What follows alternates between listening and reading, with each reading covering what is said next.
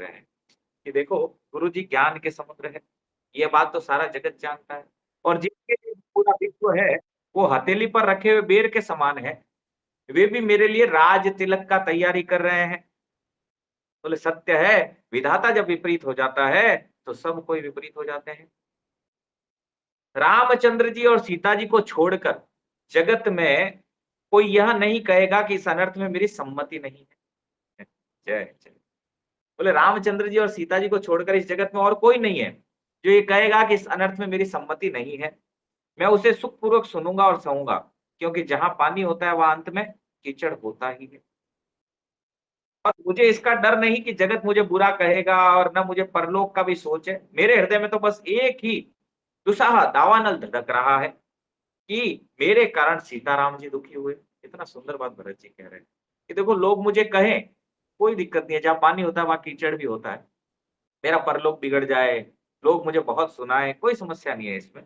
परंतु मेरे हृदय में तो एक ही दुख का दावानल धड़क रहा है कि मेरे कारण सीताराम जी को कष्ट हुआ।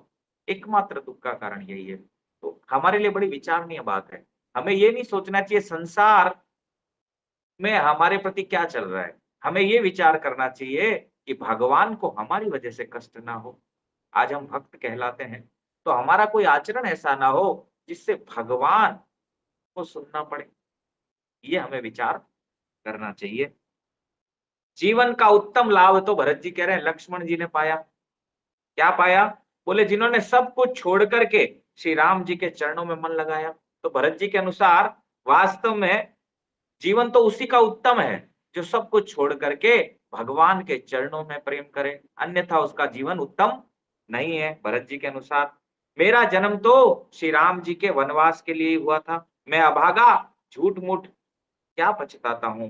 बोले जीवन तो लक्ष्मण जी का उत्तम है, भगवान के चरणों में प्रेम को प्राप्त किया।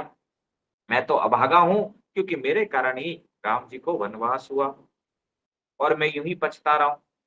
सबको सिर झुकाकर मैं अपनी दारुण दीनता कहता हूं कि श्री रघुनाथ जी के चरणों के दर्शन किए बिना मेरे जी की जलन ना जाएगी। बोले इसीलिए मैं सबके चरणों में आदर के साथ, दीनता के साथ कह रहा हूं कि रघुनाथ जी के चरणों के दर्शन किए बिना मेरे हृदय की जलन शांत नहीं होगी।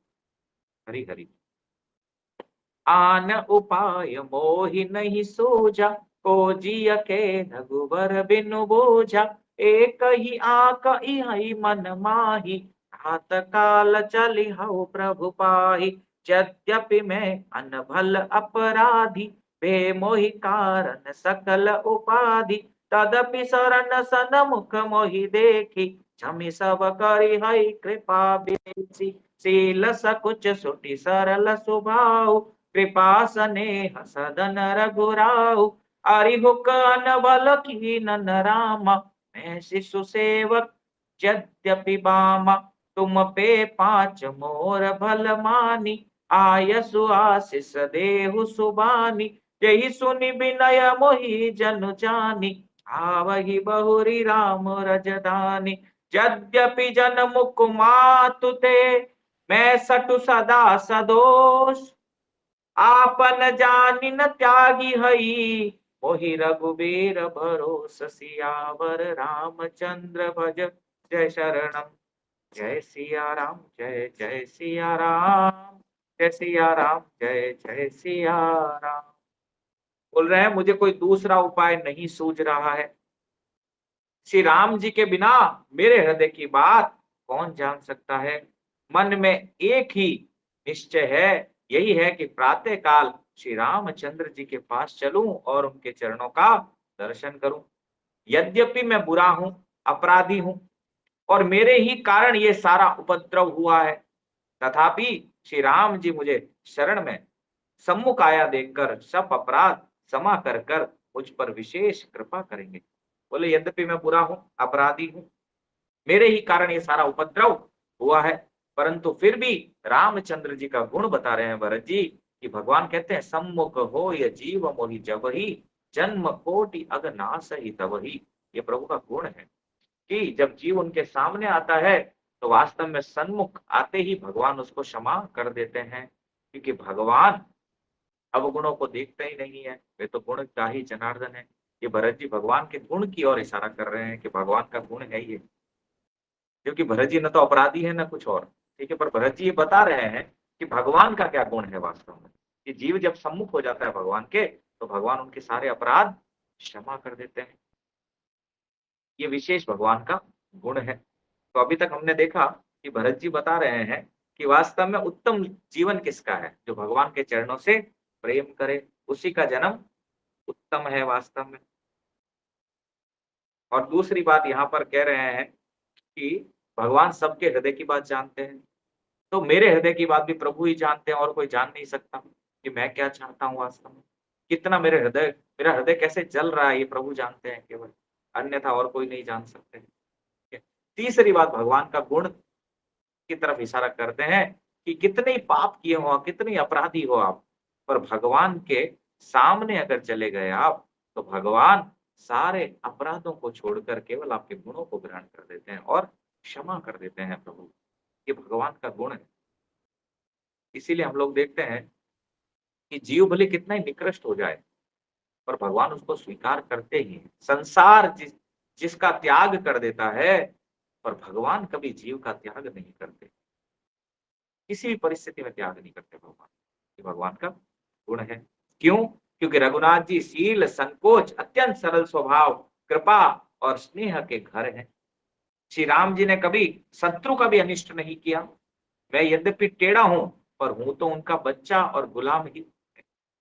ठीक है, जीव को कैसा भगवान के सामने जाने से पहले क्या विचार करना चाहिए कि बोले मैं जैसा भी हूं, टेढ़ा हूं, पर हूं तो उनका बच्चा ना। ठीक है, जैसे एक पद है, नाथ में थारो जी थारो, नाथ में थारो जी थारो, चोखो बुरो कुटिल अरु कामी, जो कुछ हो सो थारो, नाथ में थारो जी थारो।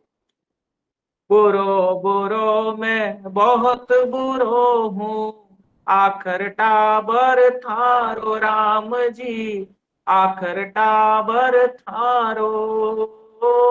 बुरो कुहा कर मैं रह जाशूं, नाव बिगड़ से थारो, नाथ मैं थारो जी थारो। राम जी थारो जी थारो। यही भरत जी महाराज यहाँ कह रहे हैं कि प्रभु जैसा हूं, मैं टेढ़ा हूं, ठीक है, सीधा हूं, पर आपका गुलाम हूं, आपका बच्चा हूं। फिर कह रहे हैं अब आप सब पंच लो, इसी में मेरा कल्याण मानकर सुंदर वाणी से आज्ञा और आशीर्वाद दीजिए, जिससे मेरी विनती सुनकर और मुझे अपना दास जानकर श्री रामचंद्र जी राजधानी को लौट आवे। अब तैयारी चल रही है चलने की। बोले आप देना है ना, आप सारे पंचत एक ही आशीर्वाद दीजिए कि हम जब राम जी के पास चले तो रामचंद्र जी पुनः राजधानी में लौट आवे। यद्यपि मेरा जन्म कुमाता से हुआ है और मैं दुष्ट तथा सदा दोष युक्त भी हूँ, तो भी मुझे श्री राम जी का भरोसा है कि वे मुझे अपना जानकर त्यागेंगे नहीं। हाँ बिल्कुल, बिगड़ियो हूं तो बिगड़ियो थारो, आंसू कदे ना न्यारो। वाह, बहुत सुंदर पद है ये। कई बार मैं गाता हूँ इसको, कि जब भी भगवान के सम्मुख आने की हिम्मत नहीं होती तो ये पद गाता हूँ कि प्रभु जैसा हूँ बुरा हूँ, कुटिल हूँ, कामी हूँ, लंपट हूँ, पर आपका हूँ प्रभु। ठीक है, उसका अंतिम पद बड़ा ही सुंदर है। ठीक है, कि जांग उगाड़िया लाज मरोगा, ऊंडी बात विचारो। बोले प्रभु मेरा तो कुछ बिगड़ेगा नहीं, देखो अब आपका तिलक कंठी धारण किया तो आप संभाल लो, क्योंकि अब अगर दोष लगेगा तो आप ही को लगेगा। ठीक है, अब बिगड़ा हूं, मैं तो बिगड़ा हुआ हूँ, बिगड़ियो हूं तो बिगड़ियो थारो। हाँ, अब मारो चार चाहे तारो, जांग उगाड़िया लाज मरोगा, ऊंडी बात विचारो। जय जय। ठीक है, बोले मारो या तारो ये आपकी इच्छा है, परंतु आपको ये विचार जरूर करना पड़ेगा कि जांग उगाड़िया लाज मरोगा, लज्जा आप ही को आएगी प्रभु, क्योंकि आपका दास कहला रहा हूँ, आपका पालतू कुत्ता हूँ। तो लज्जा आपको आएगी, तो इसीलिए आपको संभालना है। मैं तो दोषी हूँ, लंपट हूँ, कामी हूँ, क्रोधी हूँ, पर आपका हूँ प्रभु, आप संभाल लीजिए। बड़ा सुंदर ये पद है। तो यही भरत जी महाराज कह रहे। भरत जी तो देखिए विष्णु तत्व है महान, पर वो हम जीवों को यहाँ पे जीवों की स्थिति बता रहे हैं। कि किसी भी परिस्थिति में हो आप, पर भगवान और उनके भक्तों को नहीं छोड़ना चाहिए। यही हमारे आचार्य कहते हैं, यही श्रील प्रभुपाद कहते हैं, बार बार हमारे गुरु महाराज कहते हैं, कोई बात नहीं, जैसी भी परिस्थिति है, पर आप वैष्णवों का संग नहीं छोड़ना है। कई बार ऐसी स्थिति आती है सबके जीवन में, पर वैष्णवों को नहीं छोड़ना। ऐसी भी स्थिति आ जाए, कुछ भी हो जाए, पर वैष्णवों का धोती नहीं छोड़ना है, नहीं तो कहीं के नहीं बचोगे। तो यही भरत जी महाराज कह रहे हैं कि मुझे राम जी का भरोसा है, वे मुझे त्यागेंगे नहीं, किसी भी सूरत में भगवान त्यागते नहीं है। ये हम विभीषण जी जब पहुंचते हैं, आगे देखेंगे, विभीषण जी जब आते हैं तो भगवान बोले कि जो शरणागत को त्याग देता है अपना हित और अनहित मान करके, उसका तो मुख भी नहीं देखना चाहिए। भगवान राम ऐसा बोलते हैं, शरणागत को जे तजहि निज हित, निज हित अनहित, ऐसा कुछ है, पता है आगे आएगा तो सुनेंगे। आगे क्या कहते हैं भरत जी, भरत बचन कह प्रलागे, राम सने सुधा जनु पागे, लोग वियोग विषम बिसरागे, मंत्र बीज सुनत जनु जागे, साधु सचिव गुरपुर नर नारी, सकल स्नेह बिकल भयहारी, भरत ही कयहि सरहाहि सराही, हम प्रेम मोरति तनु आही, तात भरत अस काहि न कयहु, प्राण समान राम प्रिय अयहु, जो पावरु अपनी जड़ताई, तुम ही सुगाये मातु कुटिलाई, जो सठु कोटिक पुरुष समेता, बस ही कलप सत नर कनिकेता, अहि अग अवगुण नहीं मनि गयहि, हरहि गलल दुख धारि ददयहि, अवसि चढ़ि बन राम, जहाँ भरत मंत्रु भल कीन, शोक सिंधु बूढ़त सब ही, तुम अवलंबन दीन सियावर, रामचंद्र भज जय शरणम, जय सिया राम, जय जय सिया राम, जय सिया राम, जय जय सिया। अब भरत जी जो कहे वो सीख सबको अच्छी लगी, सबको वचन बहुत प्यारे लगे, क्योंकि राम जी के प्रेम रूपी अमृत से वचन पगे हुए थे। अगर आप भगवान की कथा कहेंगे, भगवान के बारे में चर्चा करेंगे, तो वे शब्द अमृत के समान है। श्री राम वियोग रूपी भीषण विष से सब लोग जले हुए थे। वे मानो बीज सहित मंत्र को सुनते ही जाग उठे। बीज मंत्र है राम, जैसे ही उसके बारे में सुने तो सारे के सारे, सबके हृदय में जो दावानल जग रही थी, उन सब पे अमृत का काम किया भरत जी के शब्दों ने। माता, मंत्री, गुरु, नगर के स्त्री पुरुष सभी स्नेह के कारण बहुत ही व्याकुल हो गए। सब भरत जी की सराहना करते हैं और कहते हैं, आपका शरीर श्री राम प्रेम की साक्षात मूर्ति है। क्यों ना हो भाई, भरत जी का जो शरीर है साक्षात राम जी के प्रेम का मूर्त रूप है। हे तात भरत, आप ऐसा क्यों ना कहे, श्री राम जी को आप प्राणों के समान प्यारे हैं। जो नीच अपनी मूर्खता से आपकी माता कैकेयी की कुटिलता को लेकर आप पर संदेह करेगा, वह दुष्ट करोड़ों पुरखों सहित 100 कल्पों तक नरक के घर में निवास करेगा। सांप के पाप और अवगुण को मणि नहीं ग्रहण करती, बल्कि वो विष को हर लेती है और दुख तथा दरिद्रता को भस्म कर देती है। ये कितनी सुंदर बात है। सारे प्रजाजन कह रहे हैं कि जो रामचंद्र जी आपको प्राणों के समान प्यारे हैं और रामचंद्र जी को आप प्राणों के समान प्यारे हैं। हे भरत जी, आप ही ऐसी बात कह सकते हैं। और जो नीच अपनी मूर्खता से आपकी माता कैकेयी की जो कुटिलता थी उसको लेकर के आप पर अगर संदेह करेगा, तो वो दुष्ट करोड़ों पुरखों सहित 100 कल्पों तक नरक के घर में निवास करेगा। इतनी देखिए, इसलिए कहीं पर भी दोष दर्शन नहीं करना चाहिए। इस कथा से हमें पता लगता है दोष दर्शन हमें नहीं करना चाहिए, क्योंकि दोष दर्शन तकलीफ ही देगा, समस्या ही पैदा करेगा। इसलिए हमें गुणों को देखना चाहिए। सब भगवान की लीला चल रही है चारों तरफ, पर हम क्या हमारा समय नष्ट करते हैं मैक्सिमम दूसरी जगह देख करके। कहीं एग्जाम्पल भी देंगे तो पहले दूसरे के अवगुणों का चर्चा करके फिर एग्जाम्पल देंगे। अरे भाई, गुण देखिए ना, अवगुण किस में नहीं है इस संसार में। लोग तो भगवान में भी अवगुण देख लेते हैं। विचार कीजिए आप, हम लोग क्या कर रहे हैं। इसलिए हमें कहीं पर भी अवगुण नहीं देखना है। अगर आपको चर्चा करना है तो भगवान से हरि कथा चर्चा कीजिए, भगवान का कथा चर्चा कीजिए, भगवान के भक्तों का गुणानुवर्णन कीजिए। कल मैं एक बुक का इनॉग्रेशन था, श्रीनिताई प्रभु ने एक बुक लिखा है, ये ब्रह्मचारी है यहाँ पे, तो उनका बुक का इनॉग्रेशन था कल, बुक लॉन्चिंग था, तो मैं गया वहां पे। तो बहुत सुंदर बात प्रभु जी ने कही, बड़ी अद्भुत बात थी वो, ठीक है, नोट करने लायक बात थी कि वास्तव में कोई भी ऐसा नहीं है जिसमें अवगुण नहीं है। वो पति पत्नी के रिलेशन पे उन्होंने बुक लिखा है कि कैसे डिवोटी पति पत्नी आपस में। तो वो बता रहे थे कि अगर मैं किस यहाँ के पतियों को बोलूँ अपनी पतियों पत्नियों के अवगुण बताए, तो बोले कई पुराण लिख देंगे वो, और पत्नियों को बोलूं अगर पति के अवगुण बताए तो वो भी पुराण लिख लेगी।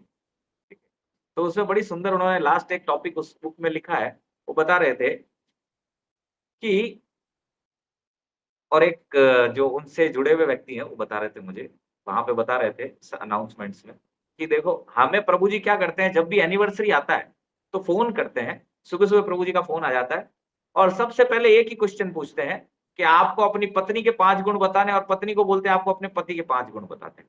बोले हर साल प्रभु जी का फोन आता है। तो और प्रभु जी का मेमोरी इतना शार्प है, वो याद करते हैं, याद कर लेते हैं पिछली बार क्या बताया था। तो बोले प्रभु जी बोल देते हैं, बोले तो पिछली बार भी बताया था, रिपीट कर रहे हो।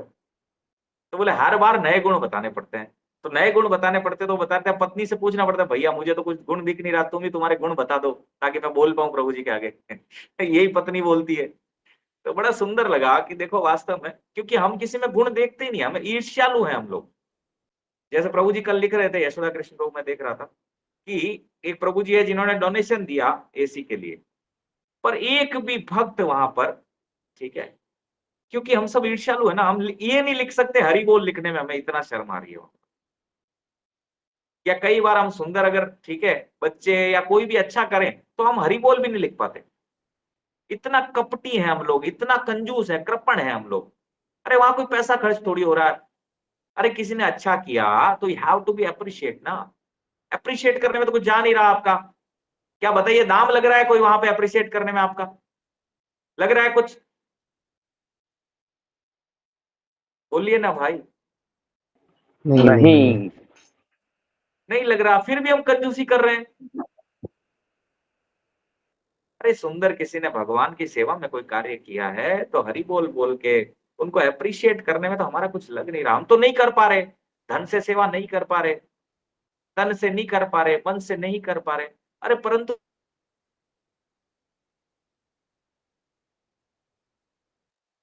हम क्या जा रहे हैं करने, बताइए, कुछ भी नहीं जा रहा। परंतु उसके लिए भी किसी को लिखना पड़े भाई, ठीक है, हरि बोल बोल दो वहां पे, ताकि उनको एनकरेजमेंट मिले, ताकि फ्यूचर में और सेवा कर पाए। ऐसा ही जो भगवान और भगवान के जन है, और भगवान बोलते हैं 10 नाम अपराध में रोज सुबह हम पढ़ते हैं कि जो प्रचार कार्य कर रहे हैं, भगवान की सेवा कर रहे हैं, उनकी निंदा करना पद्म पुराण के अनुसार 10 नाम अपराध में से एक अपराध है। जो भगवान के कैसे भी हैं भले वो, पर हमारा अवगुण देखने का आदत है। तो भरत जी महाराज, यहाँ हमें पता लग रहा है कि वास्तव में प्रजाजन ये बता रहे हैं कि अवगुण नहीं देखना चाहिए। अगर अवगुण देखेंगे तो बता रहे हो 100 कल्पों तक, ठीक है, पुरखों सहित, खुद को ही नहीं, जो जितने पुरखे हैं उनके साथ नरक में निवास करना पड़ेगा। ठीक है, और 100 कल्प, एक कल्प कितना होता है पता है आपको? मनिंदर जगदीश प्रभु, एक कल्प पता है ना कितना है? हरे कृष्णा प्रभु जी। 4 अरब 32 करोड़ 4 अरब 32 करोड़ वर्ष।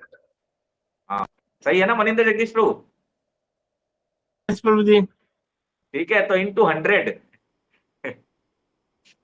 भैया 60-70 साल ही भारी पड़ रहे हैं यहाँ इस संसार में, पड़ रहे हैं ना प्रभु जी?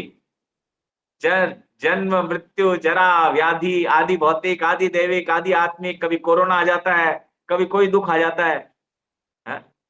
दुख ही दुख आ रहे हैं चारों तरफ। तो नरकों में तो कितनी यातनाएं होगी, वहां तो यातना शरीर मिलता है और यातना ही मिल रही है।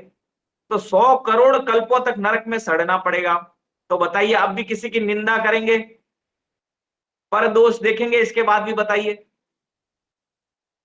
देखेंगे आप में से कितने हैं इतने मतलब शक्तिशाली कि ये सब सोच रहे हैं कि नहीं भैया हम तो ये भोगने को तैयार हैं हम भी। पर निंदा के समान कोई पाप नहीं है भारी। करेंगे आप में से कोई, अब भी बताइए। अरे बोलिए ना भाई, कौन है अभी भी शक्तिशाली कि अभी भी करेंगे नहीं हम? करेंगे, नहीं करेंगे। कौन कौन है, हाथ खड़ा कीजिए कि भाई नहीं करेंगे अब। आज के बाद प्रण लेते हैं कि पर निंदा नहीं करेंगे, किसी भी सूरत में नहीं करेंगे, कैसा भी भले कैसी भी समस्या है, कैसी भी स्थिति हो, पर हम पर निंदा नहीं करेंगे। सबके नहीं उठे हाथ अभी तक, अभी भी नहीं उठे। देखिए अभी भी 4-5 लोग हाथ उठे हैं। और पेंडिंग है भाई अभी। प्रभु जी उसमें इतनी थिनर लाइन है, कब क्रॉस हो जाती है पता ही नहीं चलता। क्या करें प्रभु जी? नहीं, पर निंदा में जैसे किसी मतलब कभी भी भक्तों से बात करते हैं, अन्य भक्त का कभी भी जिक्र चलता है, तो इसमें इतनी थिनर लाइन होती है, पता नहीं चलता कब उसकी प्रशंसा करते करते उसकी निंदा तो करने प्रभु लग जी जाते हैं। मैंने इसमें एक सिस्टम बनाया, अभी अभी मैंने नियम बनाया है, मैंने कुछ किया है उसके लिए कि मैं जब भी जिससे बात करूंगा केवल कृष्ण कथा की चर्चा करूंगा, अन्य और कोई चर्चा नहीं करूंगा। और एक और चीज मैंने नोट की है, कल ही मैंने सोचा है मनिंदर जगदीश प्रभु, कि मैं रोज भक्तों के गुण लिखूंगा, जिन जिन भक्तों के संपर्क में हो उनके गुण लिखूंगा सिर्फ।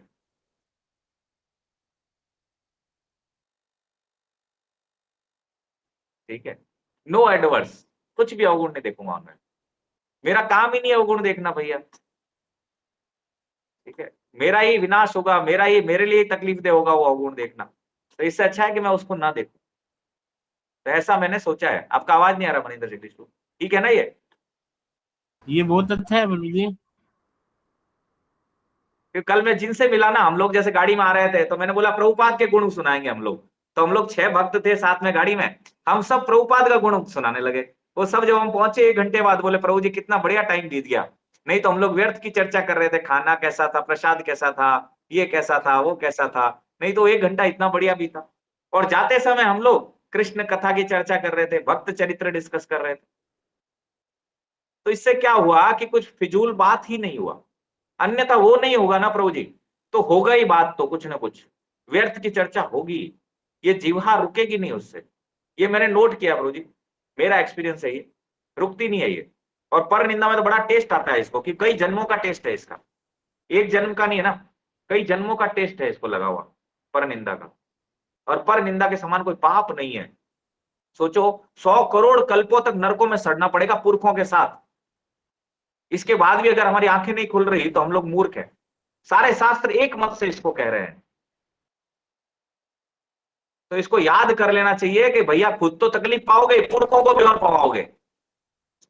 तो विचार करना चाहिए इस पे। आगे कहते हैं, हे भरत जी, आगे कहते हैं कि सांप के पाप और अवगुण को मणि नहीं ग्रहण करती। बोले सांप के जो पाप हैं और उनके अवगुण हैं, उसको मणि उसके साथ रहती है सांप के, परंतु उन अवगुणों को मणि ग्रहण नहीं करती। ऐसे भले आप किसी के साथ रह रहे हो, परंतु मणि की तरह रहिए, सांप की मणि की तरह, अवगुणों को ग्रहण ना करें। बल्कि वह विष को हर लेती है। मणि क्या करती है? विष को भी हर लेती है। सांप के साथ रहती है, विष का हरण कर लेती है मणि। तो ऐसे ही अगर आप किसी के साथ रह रहे हैं तो भगवान का कथा सुना करके उनके अवगुणों का हरण कीजिए। बताइए मत अवगुण, कि अवगुण बताएंगे झगड़ा होगा, और झगड़ा समस्या लाएगा। इसलिए आप गुण देखिए। मैं तो कह रहा हूं हर पति पत्नी को क्या करना चाहिए, अपने पत्नियों के गुण लिखने चाहिए, और पत्नियों को अपने पति के गुण लिखने चाहिए। कॉपी में डेली लिखने चाहिए, मेरे पति में या पत्नी में क्या क्या गुण है। अवगुण तो सब में है भाई, किस में नहीं है अवगुण। परंतु हम लोग अगर ग्रेटिट्यूड रखें, वास्तव में कृतज्ञता का भाव रखें सबके प्रति, तो हम लोग किसी का निंदा करेंगे ही नहीं। इसलिए कृष्ण कथा का चर्चा करना चाहिए। आगे कहते हैं, हे भरत जी, वन को अवश्य चलिए जहां श्री राम जी है। आपने बहुत अच्छी सलाह विचारी। शोक समुद्र में डूबे हुए सब लोगों को आपने बड़ा सहारा दे दिया। बोले सभी शोक समुद्र में डूबे थे, परंतु आपकी वाणी से सबको बड़ा सहारा मिला है। चलिए आप। भा सबके मन मोद न थोरा, जनु गन धुनि सुनि चातक मोरा। चलत प्रात लखी निरनौनी के, भरत प्राण प्रिय भे सब ही के। मुने ही बंदी भरत ही सिरुनाई, चले सकल घर विदा कराई। धन्य भरत जीवन जग माही, शील सनेहु सराहत जाही। कयहि परस्पर भावड़ काजू, सकल चले कर साजहि साजू। जेहि राखे रहो घर रखवारी, सो जानौ जनु गर्दनि मारी। को कह रहन कयहि नहीं काहू, को नचयहि जग जीवन लाहू। जरऊ सुसंपत्ति सदन सुहद मात पितु भाई, सनमुख होत जो राम पद, करे न सहस सहाराई सियावर। रामचंद्र भज जय शरणम। जय सिया राम, जय जय सिया राम, जय सिया राम, जय जय सिया राम। भा सबके मन मोदन थोरा, जनु घन धुनि सुनि चातक मोरा। सबके मन में कम आनंद नहीं हुआ, बड़ा आनंद हुआ। मानो मेघों की गर्जना सुनकर चातक और मोर जैसे आनंदित हो जाते हैं, वैसे ही सारे अवधवासी आनंदित हो गए। दूसरे दिन प्रातः काल चलने का सुंदर निर्णय देखकर भरत जी सभी को प्राण प्रिय हो गए, क्योंकि भरत जी का जो निर्णय था सबको बड़ा ही आनंदित करने वाला था। तो सबको बड़ा आनंद हुआ और भरत उनके सबके प्राण प्रिय हो गए। इसलिए आप देखिए कि हम लोग देखते हैं संत सबको प्यारे हो जाते हैं, सबको प्यारे लगते हैं संत, प्राणों के समान प्रिय लगते हैं। क्यों? क्योंकि वो भगवान की चर्चा करते हैं। जैसे प्रभुपाद सबको इतने प्रिय हैं, क्यों प्रिय हैं प्रभुपाद? क्योंकि भगवान की वाणी का प्रचार किए। इसीलिए संत हम लोग देखते हैं सभी को प्राणों के समान प्रिय लगते हैं, किसी में अवगुण देखते नहीं है वो। मुनि वशिष्ठ की वंदना करके और भरत जी को सिर नवाकर सब लोग विदा लेकर अपने अपने घर को चले। जगत में भरत जी का जीवन धन्य है, इस प्रकार कहते हुए उनके शील और स्नेह की सराहना करते जाते हैं। आपस में कहते हैं बड़ा काम हुआ, सभी चलने की तैयारी करने लगे। जिसको भी घर की रखने के लिए रहो ऐसा कहकर रखते हैं, वही समझता है मानो मेरी गर्दन मारी गई। अब ऐसी स्थिति में जिसको भी बोला गया भैया तुम घर का रखवाली करो, तो ऐसे लगता है कि गर्दन काट दी गई हो उसकी, ऐसा लग रहा है। अरे कोई कोई कहते हैं रहने के लिए किसी को भी मत कहो, जगत में जीवन का लाभ कौन नहीं चाहता। कोई कोई कहते हैं अरे किसी को घर पे रहने के लिए मत कहो, क्योंकि जगत में जीवन का एक ही लाभ है, भगवान के दर्शन करना। तो क्यों रोक रहे हो भाई? भगवान के सम्मुख हो रहा है जीव, तो रोकना नहीं चाहिए। वह संपत्ति घर सुख मित्र माता पिता भाई जल जाए, जो श्री राम जी के चरणों के सम्मुख होने में हंसते हुए सहायता ना करे। बड़ी सुंदर लाइन है, नोट करने लायक लाइन है मनिंद्र जगदीश प्रभु। जरा उसो संपत्ति सदन सुखो, सुहद मातु पितु भाई, सन्मुख होत जो राम पद, करे न सहस सहाय। वह संपत्ति घर सुख मित्र माता पिता भाई जल जाए, जो राम जी के चरणों के सम्मुख होने में सहायता ना करे। अगर कोई जीव भगवान के सम्मुख हो रहा है और उसकी मदद नहीं कर रहा है इनमें से कोई, तो बोलते हैं वो जल जाए, उसका जीवन किसी काम का नहीं है। सुन रहे हैं ना आप लोग? सुन रहे हैं आप लोग? राहुल प्रभु, मनिंदर जगदीश प्रभु, जी प्रभु जी। क्या हरे कह रहे हैं? कृष्णा क्या लाइन था प्रभु। बताए ना, वापस दोहराइए इसको, दोहराइए। राहुल प्रभु क्या कह रहे हैं यहाँ पे?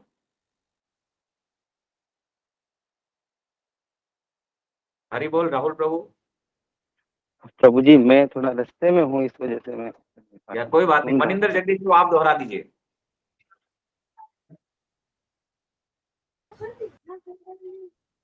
हरे कृष्णा प्रभु जी। यस प्रभु जी। आपने अभी अभी तक तो यही बताया था कि हमें यानी कि किसी प्रकार की कंजूसी नहीं करनी चाहिए दूसरों की प्रशंसा करने में, और हमेशा पहला नाम अपराध याद रखना चाहिए, और भगवान का जो प्रचार कर रहे हैं उनका यानी कि हमें तारीफ करनी चाहिए। एक दूसरे में हमें यानी कि गुण देखने चाहिए, और अब से हमें प्रैक्टिस यही करनी चाहिए कि जितने भी जोड़े हैं उनके सारे हम गुण लिखें, और जैसे पत्नी पति के गुण लिखे और जो पत्नी है वो पति के कहने मतलब गुण लिखें। और एक जो हमें यानी पर निंदा से हमेशा बचना चाहिए, पर निंदा से बड़ा कोई पाप नहीं है। नहीं अभी जो लाइन आया उसका बोल रहा हूँ प्रभु जी मैं। जरा उस संपत्ति सदन सुखु, सुहद मातु पितु भाई, सन्मुख हो तो जो राम पद, करे न सहस सहाय। इसका बोल रहा हूं मैं। हरे कृष्णा प्रभु जी। यस बोलिए। वो संपत्ति घर सुख मित्र माता पिता भाई जल जाए, श्री राम जी के सन्मुख होते हुए सहायता नहीं करेंगे तो। हाँ, जो जीव भगवान के सन्मुख होने में सहायता नहीं करे आपकी, आपको सम्मुख होने से रोके, तो बोले ऐसा भाई, माता पिता, संपत्ति, घर, सुख, मित्र जल जाए, जल ऐसा जाए। बोला गया है यहाँ पे। बड़ा सुंदर है। आप देखिए, हम लोग भगवान को छोड़ करके उनका सेवा करते हैं, पर जो छोड़ने का कहे राम जी को, वास्तव में वे जलने के योग्य है। क्यों? क्योंकि एक आत्मा को जो कि 84 से छूट रही है, बेचारी उसको रोक रहे हैं अपने बंधन के कारण। जो 84 से निकलने की तैयारी कर रही है, उसको रोक रहे हैं। क्या बताइए, इनमें से कोई आपको 84 से बचा पाएगा? बताइए। माता पिता, भाई बंधु मित्र, घर सुख संपत्ति, या आपको 84 के चक्कर से बचा सकती है? नहीं नहीं प्रभु जी, नहीं नहीं हाँ, नहीं नहीं नहीं। प्रभु जी। तो आपको 84 के चक्कर से क्या बचा सकता है? बताइए। हरि नाम। हाँ, हरि नाम, वो आपको 84 के चक्कर से बचा सकता है। अब वो हरिनाम छोड़ करके कहे मेरी सेवा कर भैया, तू तो परिवार की सेवा कर, समाज की सेवा कर, कुल की सेवा कर, इसकी सेवा कर, फलाने की सेवा कर, ढिमके की सेवा कर, तो वो तो जलने के योग्य है। क्यों? क्योंकि आपको, ठीक है, अपराध करा रहे हैं। आत्महत्या का दोष लगेगा, उनको भी लगेगा और आपको भी लगेगा। इसलिए अगर कोई कहे कि मेरे पुत्र भगवान को छोड़ दे, मैं ही भगवान हूं, तो उसको हिरण्यकश्यप मानना चाहिए कि भैया, उनको प्रणाम करना चाहिए, दंडवत प्रणाम करके बोले धन्य है आप, और उनको हरि कथा सुनानी चाहिए। ऐसा है। घर घर साजहि वाहन नाना, हर सुहृदय पर भात पयाना, परत जाय घर की न विचारो, नगर बाजी गज भवन भंडारो, संपत्ति सब रघुपति के आही, जो बिन जतन चलो तजिताही, तो परिणाम न मोरि भलाई, आप शिरोमणि साय दोहाई, करई स्वामी हित सेवक सोई, दूषण कोटि देई किन कोई, अस विचारी सुचि सेवक बोले, जो सपने हो निज धर्म न डोले, कही सब मरम धर्म भल भाषा, जो जेहि लायक सो तेहि राखा, करि सब जतनु राखी रखवारे, राम मातु पहि भरत सिधारे, आरत जननी जानि सब, भरत सनेह सुजान, कयहु बनावन पाल की, सजन सुखासन जान सियावर, रामचंद्र भज जय शरणम। जय सिया राम, जय जय सिया राम, जय सिया राम, जय जय सिया राम। अब तैयारियां चलने लगी, सभी के हृदय में बड़ा आनंद है। घर घर लोग अनेकों प्रकार की सवारियां सजा रहे हैं, हृदय में बड़ा हर्ष है कि सवेरे चलना है। भरत जी ने घर जाकर विचार किया कि नगर, घोड़े, हाथी, महल, खजाना आदि सारी संपत्ति रघुनाथ जी की है। यदि उसकी रक्षा की व्यवस्था किए बिना उसे ऐसे ही छोड़कर चल दूं, तो परिणाम में मेरी भलाई नहीं है, क्योंकि स्वामी का द्रोह सब पापों में शिरोमणि। देखिए कितना सुंदर विचार कर रहे हैं भरत जी। बोले जितनी संपत्ति है ये सारी रामचंद्र जी की है, और इस संपत्ति की रखवाली करना एक सेवक का परम कर्तव्य है, और अगर मैं इनकी रक्षा ना कर पाया तो मेरी भलाई नहीं है। इससे क्या होगा? स्वामी का द्रोह लगेगा और पापों में शिरोमणि। प्रभुपाद भी इसको कहे कि मंदिर में जितनी संपत्ति है वो राधा गोविंद की है, राधा श्याम सुंदर की है, गौरांग महाप्रभु की है। तो संपत्ति का रक्षा करना, ठीक है, हमारा परम कर्तव्य है, क्योंकि हमारे स्वामी है, तो सेवक है, दास का ये काम है कि सेवक को कष्ट ना हो। तो बोल रहे हैं कि सेवक वही है जो स्वामी का हित करे, चाहे कोई करोड़ों दोष क्यों ना दे। भरत जी ने ऐसा विचार कर ऐसे विश्वास पात्र सेवकों को बुलाया जो कभी स्वप्न में भी अपने धर्म से नहीं डिगे थे। अब ऐसे विश्वास पात्रों को बुलाया जो स्वप्न में भी अपने धर्म से कभी डिगे नहीं थे। भरत जी ने उनको सब भेद समझाकर फिर उत्तम धर्म बतलाया, और जो जिस योग्य था उसे उसी काम पर नियुक्त कर दिया। सब व्यवस्था करके रक्षकों को रखकर भरत जी राम माता कौशल्या के पास गए। स्नेह के सुजान, प्रेम के तत्व को जानने वाले भरत जी महाराज ने सब माताओं को दुखी जानकर उनके लिए पालकियां तैयार करने तथा सुखासन, यान, सुखपाल सजाने के लिए कहा। अब माताएं भी चलेगी ना, तो माताओं के दुख को देख करके भरत जी ने सुंदर सुंदर पालकियों का निर्माण करवाया, जिससे कि सभी लोग भगवान के दर्शन को जा पाए। हाँ, जरो स संपत्ति सदन सुखो सुहद मात पितु भाई, ये प्रभु ग्रुप में डाल दीजिए और इसके अनुवाद के साथ, सबको अच्छा लगेगा। नहीं तो लोग फंसते रहते हैं इसमें, क्लैरिटी नहीं होता ये। थैंक यू सो मच प्रभु। तो इस तरह सभी लोग भरत जी के दर्शन को, राम जी के दर्शन को व्याकुल हैं। भरत जी ने बड़े सुंदर शब्द कहे जो सबके हृदय को आनंद कर देने वाले थे। तो सब तैयारियां चल रही है, तो हमें भी तैयारी करनी चाहिए प्रभु के दर्शन के लिए। सुबह मंगला में दर्शन में जाना चाहिए, हमें आज से तैयारी करना चाहिए कि सुबह मंगला दर्शन भगवान के मैं करूंगा। अरे भगवान के दर्शन होंगे सुबह, तो सबको मंगल आरती के लिए मंदिर जाना चाहिए। अरे मैं प्रभु का दर्शन करूंगा, इतनी व्याकुलता होनी चाहिए। क्योंकि विग्रह नहीं, तुम्हें साक्षात ब्रजेंद्र नंदन, मंदिर में विग्रह नहीं होते, मूर्ति नहीं होती, वास्तव में भगवान ही होते हैं। ठीक है, पर हमारा दृष्टि वैसा नहीं है उनको देखने का, इसलिए हमें मूर्ति दिखते हैं। इस तरह से तो तैयारी कीजिए कल की मंगला आरती की, और आज की कथा को यहीं पर विराम देते हैं। आज सोते समय विचार करना है कि सुबह मैं प्रभु का दर्शन करूंगा। जैसे अवध वासियों के हृदय में इतना आनंद है, वो आनंद आपके हृदय में भी आ जाएगा यदि आप ये विचार करें। आज की कथा को यहीं पर विराम देते हैं इस आनंद के साथ कि सुबह हम प्रभु का दर्शन करेंगे, और कल शाम को हम सुनेंगे कि किस तरह अवधवासी भरत जी के साथ भगवान के दर्शन के लिए निकलते हैं, और क्या क्या मार्ग में कितने संतों के दर्शन होते हैं, मार्ग में कितना आनंद मिलेगा, क्योंकि भगवान के दर्शन को जा रहे हैं। भगवान पैरों का सफलता इसी में है कि वो भगवान के दर्शन के लिए थाम जाए। यही वास्तव में इन पैरों का सदुपयोग है। तो सारे अवधवासी कल वैसे तो धामवासी हैं, परंतु सदुपयोग होने वाला है, भगवान के दर्शन को जा रहे हैं सब। तो यहाँ आज की कथा को यही विराम देते हैं। कोई प्रश्न टीका टिप्पणी है तो आप शेयर कर सकते हैं, 3-4-5 मिनट है। हरे कृष्णा, दंडवत प्रणाम। वांछा कल्पतरुभ्यश्च कृपा सिन्धुभ्येव च पतितानां पावनेभ्यो वैष्णवेभ्यो नमो नमः। अनंत कोटि वैष्णव वृंद की जय। श्री रामचरितमानस की जय। गोस्वामी तुलसीदास जी महाराज की जय। श्रीला प्रभुपाद की जय। निताय गौर प्रेमानंदे। हरि हरि बोल। कोई प्रश्न है आप लोग कर सकते हैं, कोई टिप्पणी हो, हरे प्रश्न कृष्णा हो। प्रभु जी, पंचांग प्रणाम।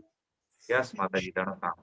हाँ, ये लाइन जो कोई कोई कहते हैं रहने के लिए किसी को भी मत कहो, जगत में जीवन का लाभ कौन नहीं चाहता, ये लाइन मुझे समझ में नहीं आई। कौन सी वाली माता जी? कोई कोई कहते हैं रहने के लिए किसी को भी मत कहो, जगत में हाँ, जीवन ये अवधवासियों, ये एक्चुअली अवधवासी बात कर रहे हैं आपस में कि जैसे आप निकलेंगे तो कोई तो रोकना पड़ेगा ना घर की रखवाली के लिए, पूरा नगर ही खाली हो जाएगा नहीं तो जिसको रोकने के लिए कहते हैं कि भैया तुम रुक जाओ, तो उसको ऐसा लग रहा है मेरा गर्दन काट रहे हो भाई। क्योंकि जीव की स्थिति क्या, भगवान का दर्शन कौन नहीं करना चाहता बताइए। तो कोई कोई वहां पे कह रहा है अरे किसी को रुकने का मत कहो, सबको चलने का कहो, ऐसा ठीक है। उसी के संदर्भ में फिर ये बोला गया है कि वे भाई बंधु माता पिता ये जल जाएं जो भगवान के सम्मुख होने से, जो भगवान के कोई सम्मुख हो रहा है उसकी सहायता नहीं कर करके और उसको कष्ट दे, के बारे में फिर आगे बोला गया। ठीक है माता जी, हाँ प्रभु जी। जय जय। और कोई किसी तरह का प्रश्न, कुछ अच्छा लगा हो कथा में शेयर कर सकते हैं आप लोग।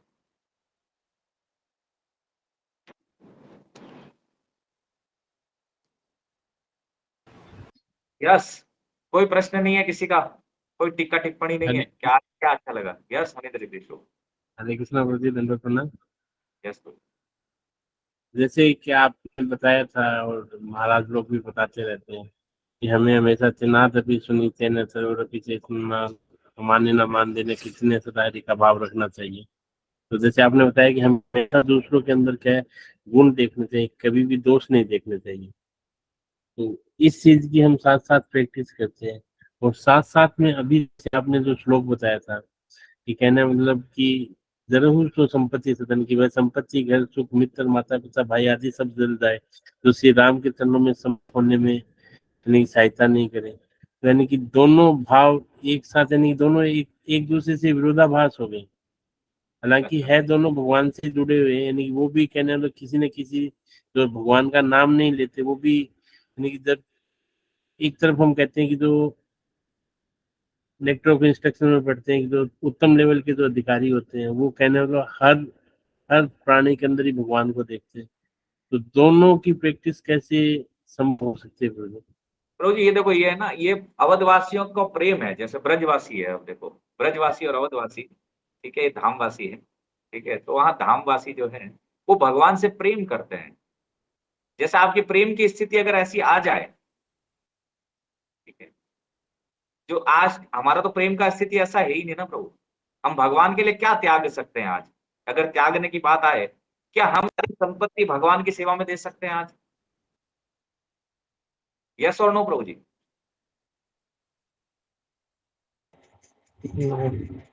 मनिंदर जगदीश प्रभु, आप ही से पूछता हूँ।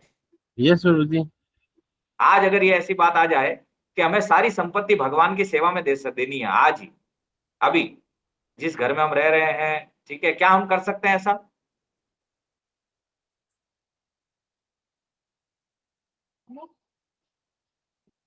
बोलिए ना मनिंदर जगदीश प्रभु। डिपेंड है ना प्रभु जी, कहने वाला वो अब किसका ना आदेश है। मैं जो पूछ रहा हूँ सिर्फ उसका जवाब देना है, सिर्फ हाँ या ना में सिर्फ। अब वही है ना प्रभु जी, डिपेंड है ना कि वो किसका। जैसे गुरु महाराज का आदेश है तो यस है, गुरु महाराज बोलेंगे देने। नहीं, गुरु महाराज नहीं, मैं तो भगवान की सेवा के लिए आपसे मांगे, गुरु महाराज नहीं मांगे, ठीक है। वो भगवान की सेवा भी तो गुरु महाराज ने, टेंपल प्रेसिडेंट आपसे मांग लिया। तो सिद्धांत में ये भी बोला है ना गुरु महाराज की, अगर आप एक पैसा भी अगर व्यर्थ जाता है ना तो वो भी आप पाप के भोगी हो। सिद्धांत अगर अथॉरिटी वाइज देखें कि अरे मैं किस वो सेवा में नहीं कह रहा प्रभु जी, आप जो पूछ रहे हो उसी का उत्तर देने का कोशिश कर रहा हूं मैं। सिंपल आपसे मैंने पूछा कि भगवान की सेवा के लिए आपसे धन मांग लिया जाए, और वो गुरु महाराज नहीं मांग रहे, भगवान की सेवा के लिए आपसे मांग लिया गया पूरा के पूरा, क्या आप दे सकते हैं? Only yes and no, yes and no. नहीं दे पाएंगे प्रभु जी, कोई नहीं दे पाएगा जल्दी से। हाँ, मैं भी नहीं दे पाऊंगा ना, ठीक है, कोई नहीं दे पाएगा। ये बड़ा सिंपल आंसर था माता जी, ठीक है, आपने बहुत सुंदर आंसर किया ये, ठीक है। तो परंतु अगर ब्रजवासियों की और अगर अयोध्या वासियों की बात की जाए, ठीक है, भगवान के लिए उन्होंने सब कुछ न्योछावर कर दिया, अपना, अपने रिश्ते, अपने नाते, अपना घर, अपना परिवार, सब कुछ न्योछावर कर दिया, है या नहीं? यस और नो? है ना? जैसे मैं अभी पढ़ रहा था बृहद भागवतम में, तो रोहिणी मैया कहती है कि कृष्ण ने कौन सा सुख दिया ब्रजवासियों को? विचार, जब से जन्म हुआ कृष्ण का तब से उत्पात ही चला, गोकुल में उत्पात चला, वो छोड़ के वृंदावन जाना पड़ा, वहां भी कभी अगासुर आ रहा है, कोई बकासुर आ रहा है, और तो और वो तो आ ही रहे राक्षस, तो इसके अलावा देवता भी विघ्न डाल रहे हैं। कभी इंद्र अतिवृष्टि कर रहा है, कभी ब्रह्मा जी ब्रह्म सम्मोहन लीला में सब ग्वाल बालों को गायब कर देते हैं। तो जीवन भर उन्होंने दुख ही दुख देखा। आप देखिए, भगवान जब तक ब्रज में रहे, परंतु वे फिर भी आनंदित रहे। ऐसी रोहिणी मैया कहती है, बोले तुम्हारे कृष्ण ने कौन सा सुख दिया ब्रजवासियों को? जब सुख देने की बात आई तब निकल करके मथुरा आ गए। परंतु फिर भी वे ब्रजवासी, वे अयोध्यावासी भगवान से कभी कंप्लेन नहीं करते। जैसी स्थिति में ठाकुर जी रखे, वियोग में रखे, महावियोग में जल रहे हैं, तो मेरे कहने का मतलब यह अवधवासियों का प्रेम है भगवान के प्रति। तो अगर ऐसी स्थिति आ जाती है, ठीक है, वो हमें सिखाने के लिए बता रहे हैं कि जब भगवान से प्रेम की स्थिति आती है, जैसे हमने देखा लक्ष्मण जी, भगवान ने उनको समझाया कि हे लक्ष्मण, ठीक है, जो प्रजा को छोड़ देता है, बहुत तर्क की बातें की भगवान ने, लक्ष्मण प्रजा को जो छोड़ देता है ऐसी स्थिति में वो नरक का गामी होता है राजा, हम सबने सुना था। परंतु लक्ष्मण जी क्या कहे? याद है किसी को लक्ष्मण जी क्या कहे थे उस बात पे? आप में से किसी को याद हो? कथा सुन रहे हैं आप लोग तो। बड़ी सुंदर बात लक्ष्मण जी वहां कही थी।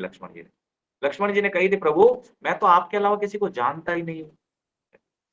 तो ये तो धीर पुरुषों के लिए माता पिता की सेवा करे, परिवार की सेवा करे, परंतु वास्तव में जो आपके अलावा किसी को जानता ही नहीं हो, उसके लिए तो ये नियम लागू नहीं होता। यही सीता जी ने कहा, यही भरत जी महाराज ने कहा। तो ये प्रेम की पराकाष्ठा की स्थिति है। जब प्रेम की पराकाष्ठा की स्थिति आ जाए, ठीक है, तब ये बोला गया है कि इन सबको, ठीक है, और वास्तव में अगर इस शब्द को देखा जाए, देखो तृणादपि सुनीचन तरुरपि सहिष्णु, आपको मन में यहाँ ये नहीं बोला गया वो जल जाए उनके लिए बुरा सोचना है, ठीक है, ये उनके लिए सीख दी गई है कि एक जीव अगर भगवान के सम्मुख हो रहा है, 84 से छूटने की कोशिश कर रहा है, तो उसको रोक रहे हैं, तो वो अपराध के भागी बनेंगे मनिंदर जगदीश प्रभु। ये उनके लिए है कि वो अपराध के भागी बनेंगे अगर किसी जीव को भगवान के सम्मुख होने से रोक रहे हैं, तो प्रेम अगर के कारण हमारी वो ऐसा बोल रहे हैं। जैसे एज ए साधक मान लो कि हमारी वो सिचुएशन ही नहीं है, हम खुद ही अनर्थ निवृत्ति से जूझ रहे हैं, मान लो कि हम न भाव है, न रुचि है, न निष्ठा है, न आस्था है, नहीं सिर्फ भजन क्रिया है, बाकी अनर्थ निवृत्ति भी नहीं। उस केस में जो मित्र है, बंधु है, जो भगवान का विरोध करते हैं, भगवान को गाली देते हैं, उनके साथ फिर किस तरह से व्यवहार करना चाहिए? प्रभु जी उनको प्रणाम कर लेना चाहिए, उनको संग नहीं करना चाहिए। महाराज मुझे बोले थे, जैसे मैं बताऊं आपको, मैं कहना नहीं चाहिए, ये यहाँ चर्चा का विषय नहीं था, ठीक है, परंतु मैं गाड़ी में बैठा और वैष्णव महाराज मेरे पास जस्ट गाड़ी में बैठे, जस्ट मैं ड्राइविंग कर रहा था और महाराज बैठे, मेरे घर से फोन बजा, ठीक है, फोन बजा, और सिर्फ फोन इसीलिए आता है जब समस्याएं होती है, अन्यथा नहीं आता कभी, ठीक है। तो फोन बजा और मैं बात कर रहा था, तो महाराज पास में बैठे, तो महाराज सुने बात को, महाराज सुनने के बाद मुझे बड़ी अद्भुत बात बोले महाराज, ठीक है, महाराज बोले कि आपके घर वाले कभी राम कथा में आते हैं?